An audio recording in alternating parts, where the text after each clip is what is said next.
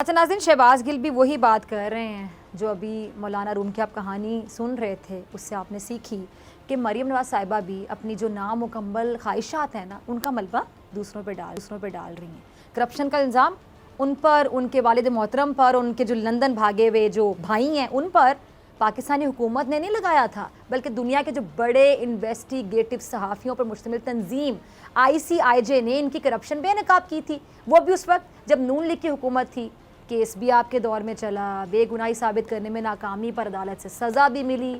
اور مریم نواز صاحبہ، شہباز گل صاحب کوئی الزام نہیں لگا رہے، وہ تو حقیقت بتا رہے ہیں، بلکہ میں تو یہ کہوں گی کہ یہ آئینہ دکھا رہے ہیں، اس کو کہتے ہیں نا آئینہ دکھانا، کہ آپ نے نہیں کہا تھا کہ میری لندن تو کیا پاکستان میں بھی کوئی جائیداد نہیں ہے؟ پھر بتائیں کہ بعد میں یہ جائیداد کیا جائیدادیں کہاں سے نکل آئیں؟ اب آپ ملکی اداروں پر الزام لگا رہی ہیں، ISI چیف کو اپنے کرپشن مقدمات کا ذمہ دار قرار دے رہی ہیں۔ اب دیں جواب نا شہباز گل کس بات کا؟ کیا یہ ملکی اداروں نے آپ کو کہا تھا کہ پہلے جائیدادوں کا انکار کریں؟ کیا آپ نے ان کے کہنے پر یہ تو جعلی ڈیڈ عدالت میں پیش کی تھی؟ سب کو پتہ ہے کہ نہیں؟ اور یہ سب اپنے ہی ہاتھوں کے کرتوت، تو پھر جواب بھی خود ہی دینا ہوگا نا۔ کرتوت آپ کے سنبھالیں بھی خود، جواب دیں۔ اپنے جو مفادات ہیں وہ بچانے کے لیے، اپنی سیاست کے لیے خوددارہ ملکی اداروں کو متنازع نہ بنائیں۔ اس ملک کے عوام نے ایک بار نہیں بار بار آپ لوگوں پہ اعتماد کیا، آپ کو اقتدار کے ایوانوں تک پہنچایا۔ کچھ اس ملک کا بھی سوچ لیں، ان بیچارے غریب لوگوں کا سوچ لیں جو آپ جیسے لوگوں پہ اعتماد کرتے رہے، یا بس پاکستانیوں کا کچھ سوچ لو اللہ کے بندو۔ لیکن یہ جو نون لیگ ہے نا، لگتا نہیں کہ بدلے گی۔ ہر اس معاملے میں جہاں کرپشن کا راستہ رکنے کی ذرا سے بھی امید ہوگی نا، یہ لوگ آئیں گے، مزاحمت کا بیانیہ لے کر کھڑے ہو جائیں گے۔ احسن اقبال صاحب کا کلپ ہوگا، ذرا چلائیے گا۔ دیکھا آپ نے نون لیگ کو حکومت کے ہر کام سے چڑھا ہے، ہر کام سے نا، چاہے وہ نیب قوانین میں ترمیم کا معاملہ ہو، دھاندلی کا راستہ روکنے والی الیکٹرانک ووٹنگ مشین کا معاملہ ہو، یعنی ہر چیز میں یہ لوگ کھڑے ہو جاتے ہیں۔ کیا کرنے کے لیے؟ کیڑے نکالنے کے لیے۔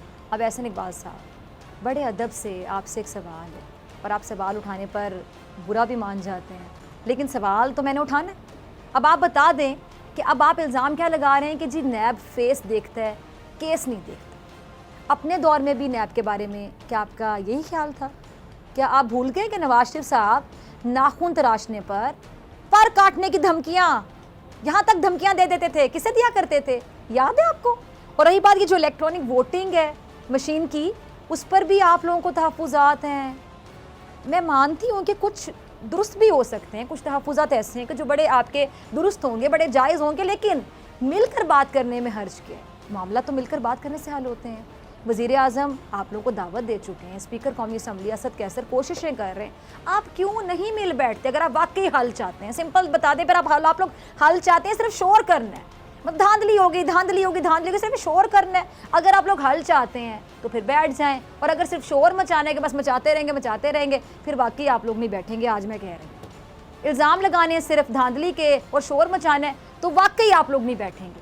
یہ ذرا سن لیں تمام ناظرین، اگر یہ حل چاہتے ہیں تو یہ مل بیٹھ کر حل نکالیں گے، اور اگر یہ نہیں چاہتے حل اور یہ صرف شور مچانا چاہتے ہیں تو پھر یہ کبھی مل بیٹھ کے حل نکالنا خود نہیں چاہیں گے۔ اور میرے خیال سے اس میں جو دھاندلی کا راستہ ہے نا، وہ روکنے کے لیے آپ لوگوں کو بیٹھ جانا چاہیے حکومت کے ساتھ، وقت ضائع کیے بغیر۔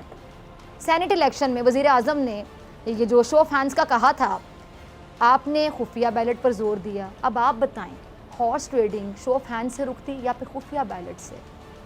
سب کو پتہ ہے شو آف ہینڈ سے رکتی نا، لیکن آپ نے خفیہ بیلٹ والی بات منوائی، کیوں؟ اب الیکٹرانک مشین کے معاملے پر بھی آپ لوگ حکومت سے بات منوا سکتے ہیں، لیکن نیت ہو پھر۔ اور دوسر میں نیب ہیں، ان کی تقرری کا معاملہ، اس میں مشاورت کا معاملہ، تو اس میں بھی آپ لوگ میرے خیال سے روڑے اٹکا رہے ہیں۔ سبسکرائب کریں اور بیل دبائیں تاکہ کوئی خبر رہ نہ جائے۔